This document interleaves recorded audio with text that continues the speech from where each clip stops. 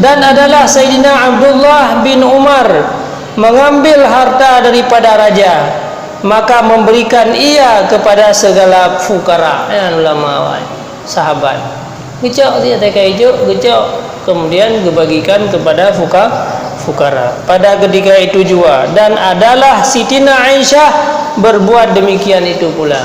Siti Aisyah isteri Rasulullah menanti hotel hijau peng di negara, kemudian adanya langsung diberikan kepada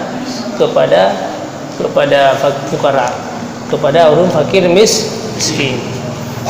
Tapi fakir miskin yang hendak sembahyang, fakir miskin yang hendak sembahyang yang sabang yang ada jauh sih. Fakir miskin yang kira yang gayung sedekah adalah fakir miskin yang benar sembahyang. Sebab yang udah yang hendak sembahyangnya anak pala ada jauh. Tak jauh sedekah ke orang hendak sembahyang, tak jauh pengen orang sembahyangnya sebab anak pala ada. Karena rendah hati dalam pandangan agama orang yang hana kubur sembahyang hana.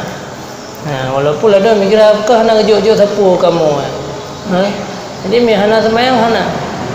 Sebab mi orang hana sembahyangnya hana yum menurut penilaian agama. Belaan yang lain muzakir tadi hang bijuk ke orang yang hana sembahyang. Maka mi tajuk zakir Quran sembahyang dah pegang nyo zakir kan cok pi bet dua ni sembahyang mi hana sembahyang bet terima zakir kau.